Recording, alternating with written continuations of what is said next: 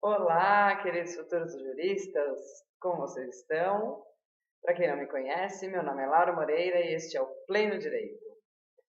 Esse é um canal de estudante para estudantes e eu espero que possa ajudar com a matéria de Direito Penal. O primeiro vídeo falava sobre atuação e agora nós vamos falar sobre resultado. Eu já peço desculpas antecipadamente porque esse vídeo vai ficar um pouco longo porque o coração da matéria está aqui. A parte principal da matéria é essa. Então, vamos nessa. Espero que eu possa ajudá-los. Vai parando o vídeo. O que eu sugiro? Pega o slide, anota no papel e vai fazendo anotações do que eu vou falando em cima para ver se ajuda na hora de entender tudo. Tá bom? Deixa eu diminuir minha tela aqui para a gente começar. Bom, vamos começar então falando sobre o resultado. O resultado ele é jurídico normativo ou naturalístico. O jurídico normativo, ele é de pouca relevância e o professor não falou sobre ele na revisão para a prova, e como esses vídeos têm o intuito de ajudar na prova restaurativa, eu também não vou me ater muito a eles. Vamos focar no resultado naturalístico, que é aquele que gera uma alteração natural no mundo em virtude do ato criminoso. Então, podem ser três tipos de crime: o crime material, crime formal e crime de mera conduta. Começando pelo crime material. No crime material, a lei ela descreve um resultado e exige a sua ocorrência para consumar o crime. Por exemplo, homicídio, furto, tráfico. A lei descreve um resultado e precisa ocorrer para configurar o crime. Não tem crime de homicídio se a vítima não morrer, certo? Então, precisa ter o resultado. Por isso que ele é também chamado, o crime material, de crime de resultado. O crime formal, a lei também descreve o resultado, mas ela não exige a ocorrência para configurar o crime. Como, por exemplo, na extorsão, que está prevista lá no artigo 158 do Código Penal, que diz assim: constranger alguém mediante grave ameaça, violência ou grave ameaça, com o intuito de obter vantagem financeira para si ou para outrem. Então, só o fato de constranger alguém mediante violência ou grave ameaça já configura o crime. Não precisa ter chegado ao resultado da obtenção da vantagem econômica para si ou para outrem. O fato de ter constrangido a pessoa com violência ou grave ameaça já configura o crime de extorsão. Então, por isso que o crime formal é também chamado de crime de consumação antecipada. Não depende do resultado. O que vem antes do resultado já configura o crime. E tem também o crime de mera conduta. Crime de mera conduta, a lei ela não descreve um resultado porque a conduta em si já é criminosa. Por exemplo, ato obsceno. O próprio ato obsceno já é um crime, não precisa gerar nenhum resultado. Ou, por exemplo, invasão de domicílio. Ao invadir o domicílio já se configura o crime, não precisa ter roubado nada de lá de dentro. Violar no domicílio já é crime. Por isso a gente chama também de crime de simples atividade. Aquela simples atividade já é um crime por si só, sem a necessidade de um resultado. Agora, pegando aqui carona no gancho dos crimes materiais, que são aqueles que dependem de resultado, vamos falar sobre eles. Opa, peraí, pronto, foi. O crime, ele é ou consumado ou não consumado. Só tem essas duas opções. Vamos começar pelos consumados. Os crimes consumados estão lá, tá o conceito de crime consumado, né? Está lá no artigo 14, inciso 1º do Código Penal. Quanto aos crimes consumados, a única coisa que pode acontecer é um arrependimento posterior, que está previsto no artigo 16 do Código Penal. Esse arrependimento posterior ele necessita de duas coisas. A primeira delas é que ele só pode ser aplicado nos crimes que não tiveram violência e nem grave ameaça.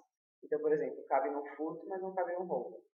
E a segunda coisa é que precisa haver uma reparação do dano ou restituição da coisa. E isso precisa acontecer até o momento do recebimento da denúncia ou da queixa. Se for depois do recebimento, aí não dá mais para configurar arrependimento posterior. O que é o recebimento da denúncia ou da queixa? Vou explicar. Primeiro, o que é a denúncia e o que é a queixa? A denúncia, quem entra com a petição da ação criminal é um órgão público. É uma ação pública, é o promotor quem faz isso. Enquanto A queixa, a petição da ação criminal, ela é privada. É um advogado quem faz. Então, quando uma parte entra contra a outra, é uma queixa. Quando é o Estado entrando contra alguém, é uma denúncia. E o que é o recebimento da denúncia ou da queixa? É quando o juiz avalia tudo aquilo que ele recebeu e, estando presentes todos os requisitos necessários, ele aceita a denúncia ou a queixa e manda citar o réu. É o início da ação penal. Esse é o recebimento da denúncia ou da queixa. Então, só para fechar o ciclo do raciocínio, o arrependimento posterior depende de duas situações. Uma, o crime tem que ter sido cometido sem violência ou grave ameaça. 2, a restituição da coisa ou reparação do dano precisa ocorrer antes do recebimento da denúncia ou da queixa. Beleza? Então vamos agora para os crimes não consumados. Os crimes são não consumados basicamente por duas razões. Uma é alheia à vontade do sujeito ativo e a outra parte da vontade do sujeito ativo. A que parte da vontade são os crimes não consumados voluntariamente e a que parte de razões alheias são os crimes não consumados involuntariamente. Esses involuntariamente, eles estão previstos no artigo 14, inciso 2 do Código Penal. Então, como eu disse, involuntariamente, por quê? Por uma ação externa, algo alheio à vontade do sujeito. Então, o crime não se consuma, o sujeito tem a intenção de cometer o crime, mas ele não se consuma por alguma coisa alheia a ele, à vontade dele. Que é o quê? A tentativa. Ele tenta executar o crime, mas não consegue.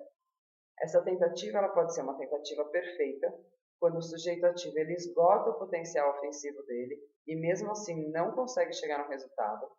Por exemplo, ele saca a arma, atira todas as balas que tem no revólver e não consegue matar a vítima. Ele esgotou o potencial ofensivo dele e não chegou no resultado. Esta é uma tentativa perfeita, também chamada de crime falho. A tentativa imperfeita, o sujeito ativo não esgota o potencial ofensivo dele e não chega no resultado. Então, por exemplo, para manter o mesmo exemplo, o sujeito atira no outro, mas ele atira 2 balas, sendo que tinham outras balas no revólver, e não mata o sujeito. Então, ele não esgota o potencial ofensivo dele e não atinge o resultado. É a tentativa imperfeita. Pode acontecer também o quê? Um crime impossível, que está previsto lá no artigo 17 do Código Penal. Pode ocorrer por absoluta impropriedade do objeto. Então, aquilo que era objeto do crime, ele é impróprio. Por exemplo, a pessoa já estava morta e alguém vai lá e atira nela. O sujeito ativo atira na pessoa que já tinha morrido. Não tem como, porque não é absoluta, é uma propriedade absoluta do objeto. Não tem como matar alguém que já morreu. Ou então o crime pode ser impossível por ineficácia absoluta do meio, como, por exemplo, envenenar alguém usando água. Não é possível. Ou tentar matar alguém com uma arma de plástico, de mentira. O meio é ineficaz, absolutamente ineficaz. Tem que frisar aqui que para os crimes serem possíveis, o objeto tem que ser absolutamente impróprio e o meio tem que ser absolutamente ineficaz. Absolutamente, tá? Senão não cabe. Bom, esses são os crimes não consumados involuntariamente. Uma coisa que é importante ressaltar, que a questão de tentar enquadrar a tentativa, ela tem uma consequência jurídica que é muito relevante, que é a redução da pena. Eu vou falar isso mais para frente. O arrependimento posterior, se provado arrependimento posterior, ele também tem redução de pena. Então, é uma tentativa muito usada pela defesa para tentar reduzir a pena e eu vou explicar como que ocorre essa redução. Mas deixa eu terminar aqui de falar sobre os crimes não consumados. Os crimes não consumados voluntariamente agora. Então, lá no artigo 15 do Código Penal. Como eu já havia dito, nesse caso, parte do sujeito ativo não consumar o crime. Então, é uma vontade dele. A gente considera não só a vontade dele, como também a súplica da vítima. Também a gente considera aqui como vontade dele, tá? E como que pode ser esse crime não consumado voluntariamente?